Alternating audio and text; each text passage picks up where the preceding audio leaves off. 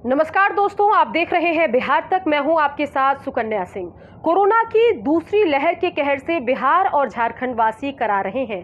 खासतौर पर बिहार में आंकड़ों में लगातार इजाफा हो रहा है और लोग ये मान रहे हैं कि कोरोना के पहली लहर से कई ज्यादा ये दूसरी लहर खतरनाक है। और ऐसे में क्या कुछ सावधानियां आपको बरतनी है? आखिर ऐसा क्यों कहा जा रहा है कि जो पहली लहर में बिहार वासी फिर भी बचे हुए थे, उनकी इम्यूनिटी उनको अफेक्ट होने से बचा लेती थी, लेकिन जब बात दूसरी लहर की आई, जब दूसरी लहर के तहत कोरोना फैलता चला गया तो बिहार वासियों में बड़ी मात्रा में हमने देखा कि संक्रमण नजर आ रहा है। संक्रमित लोगों का आंकड़ा बढ़ता जा रहा है। ऐसे कई सवाल हैं जिसका जवाब हम अपने इस वीडियो में आपको देंगे और इस वीडियो में हमारे एक्सपर्ट डॉक्टर भी आपको एक्सपर्ट सलाह देते यहां पर नजर आएंगे। तो आप भी कोरोना के संक्रमण से अगर अपने परिवार को बचाना चाहते हैं, खुद को सुरक्षित रखना चाहते हैं, तो इस वीडियो को अंत तक जरूर देखें। कोरोना की पहली लहर की तुलना में दूसरी लहर बेहद खतरनाक है और बड़ी संख्या में बिहारवासी कोरोना संक्रमित हो रहे हैं। आंकड़ा 5000 तक को भी छू रहा है 24 घंटे के अंदर।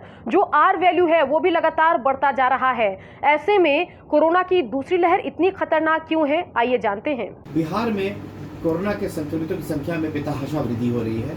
ये बड़ी चिंताजनक है और इसके जो प्रमुख कारण मैं एज पेशे से चिकित्सक होने के कारण देखता हूँ वो कोविड एप्रोप्रिएट बिहेवियर का न अपनाना है।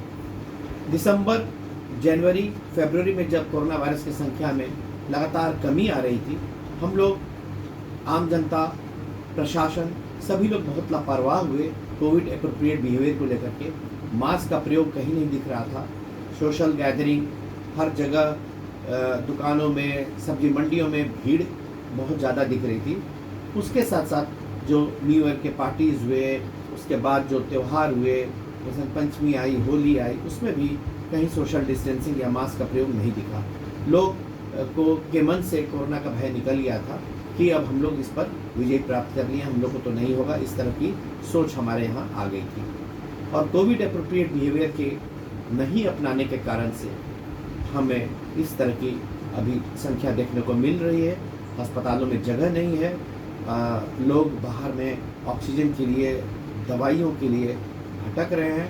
बहुत विषम परिस्थिति में हमारा राज्य अभी आया हुआ है। पहली लहर की तुलना में दूसरी लहर को इतना खतरनाक क्यों माना जा रहा है, आइए वो भी आपको बताते हैं। कोरोना के दूसरे वेव में प्रतिदिन जहां 2 लाख से अधिक केसेस अब रिपोर्ट होनी शुरू हुई है, वहीं पर पहली वेव में जो maximum per day cases Bharatvarsh के अंदर में गए थे वो करीब 95-96 हज़ार थे। और जितनी तेजी से यह फैला है, दूसरा वेव में संक्रमितों की संख्या जितनी तेजी से इजाफा हुआ है, उसमें पहली वेव की तुलना में कई गुना ज़्यादा तेजी दिखी जा रही है। इसके एक महत्वपूर्ण कारण में जो कोविड एप्रोप्रिएट बिहेवियर का नहीं अपनाना और उसके साथ साथ वायरस म्यूटेंट वैरायटी जो है वो अपने को निश्चित तौर पे इस तरह से अडेप्ट किया है कि वो इजीली जो रिसेप्टर्स होते हैं ह्यूमन बॉडी के अंदर में, उसमें इजीली उसके द्वारा अटैच करके, उसमें अटैच होकर के और ह्यूमन बॉडी को इन्फेक्ट कर रहा है। और इसमें बच्चों में भी जो नेचुरल इनेट इम्यूनिटी के कारण से जो पहली वेव में रिलेटिवली रेजिस्टेंस देखी जा रही थी वो इसमें नहीं देखी जा रही है। और इसमें बच्चे भी बहुत आसानी से इस वायरस के चपेट में आ रहे हैं। यंग एडल्ट्स भी इस वायरस के चपेट में आसानी से आ रहे हैं और गंभीर रोगियों की संख्या की प्रतिशतता भी पहले वेव की तुलना में कम नहीं है। इसलिए कुल मिलाकर के ये दूसरा वेव पहले वेव की तुलना में बहुत खतरनाक साबित हो रहा है। देश में कोरोना ने पांव पसारने शुरू किए उस वक्त हमने देखा कि बिहार में कोरोना संक्रमण के आंकड़े देश की तुलना में बेहद कम थे और लोगों ने मान लिया कि बिहार के लोगों की इम्यूनिटी ठीक है और ऐसे में कोरोना बड़ी संख्या में बिहार वासियों को प्रभावित नहीं कर पाएगा, संक्रमित नहीं कर पाएगा।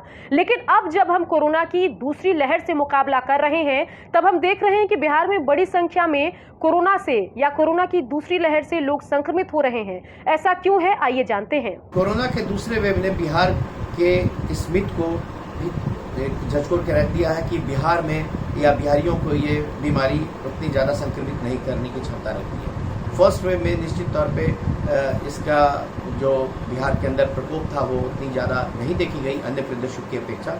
लेकिन सेकेंड वेव में जो बिहार के अंदर में जितनी तेज़ी से पाँव पसारना शुरू किया है और जो आर वैल्यू बढ़ रहे हैं, एक से दूसरे में संक्रमितों की संख्या में जो वृद्धि हो रही है वो अन्य राज्यों की तुलना में ज़्यादा दिखी जा रही है। तो इस तरह से ये मिथ भी ये सेकेंड वेव तोड़ चुका है कि बिहारियों में या बिहार के अंदर ये बहुत तेज़ी से नहीं फैलेगा। ये बहुत तेज़ी से फैल रहा है और बिहार के स्वास्थ्य सेवाओं चरमराती दिख रही हैं और जितनी तेज़ी से यहाँ के सारे स्वास्थ्य केंद्रों के जितने हेल्थ हॉस्पिटल्स के बेड भर गए हैं, ऑक्सीजन की कमी हो गई है, ये गंभीर चुनौती हमारे सामने उपस्थित कर रहा है। आखिर कोरोना के खतरनाक दूसरे लहर से बचने का उपाय क्या कुछ है?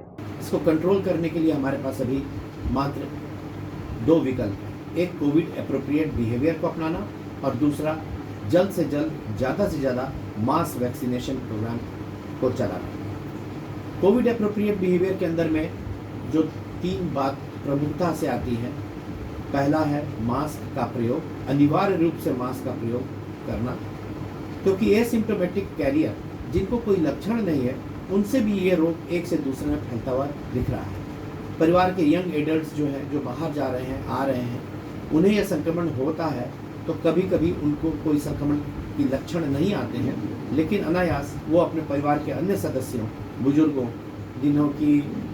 जिन्हें डायबिटीज़ है, ब्लड प्रेशर है, कार्डियक इशू है, रीनल प्रॉब्लम है, कैंसर है या किसी तरह की अन्य बीमारियां हैं, उनको ये आसानी से संक्रमित कर देते हैं और उनसे वो लोग, बहुत सारे लोग गंभीर स्थिति में आ जाते हैं इस संक्रमण के बाद। दूसरी चीज़ है सोशल डिस्टेंसिंग, कम से कम 6 फीट की दूरी एक से दूसरे में मेंटेन करना आवश्यक है। तीसरी चीज़ है हैंड हाइजीन, हाथों को साफ रखना बहुत ज़रूरी है, जिससे कि आपके जो फोमाइट्स हैं वो सब आपके नाक में, मुंह में प्रवेश न करें, हाथ को साफ रखते रहें। इसके अलावा डाइट में इम्यून सिस्टम को बढ़ाने के लिए zinc, vitamin D3, vitamin C, व्यायाम, एक्सरसाइजेस और 7 घंटे की निद्रा, ये सब भी लेनी आवश्यक है। पौष्टिक आहार लेना आवश्यक है, जिसमें कि विटामिन C के लिए नींबू है, आंवला है, संतरा है, ग्रीन वेजिटेबल्स हमारे यहाँ एंटीऑक्सीडेंट के रूप में हैं, ये सभी का सेवन बहुत फ़ायदेमंद होता है। और दूसरा वैक्सीनेशन, जो लोग एलिजिबल हैं उन्हें ज़्यादा से ज़्यादा संख्या में और वैक्सीनेशन ड्राइव बढ़ाने की आवश्यकता है और अन्य लोगों को भी जो इससे संक्रमित हो रहे हैं उस एज ग्रुप को भी इसके अंदर वैक्सीनेशन ड्राइव के अंदर लाने की आवश्यकता है। इसी तरह हम रोज आपके लिए अहम जानकारी लेकर आते रहेंगे और खास तौर पर बिहार से जुड़ी सभी जानकारी आपको हम दिखाते रहेंगे। इसलिए अगर आपकी भी बिहार के खबरों में दिलचस्पी है, झारखंड के खबरों के विषय में आप भी जानना चाहते हैं, तो बिहार के सभी खबरों के लिए बिहार तक के डिजिटल प्लेटफॉर्म पर नजर बना के रखिए, उनको फॉलो करिए, उनको सब्सक्राइब करिए।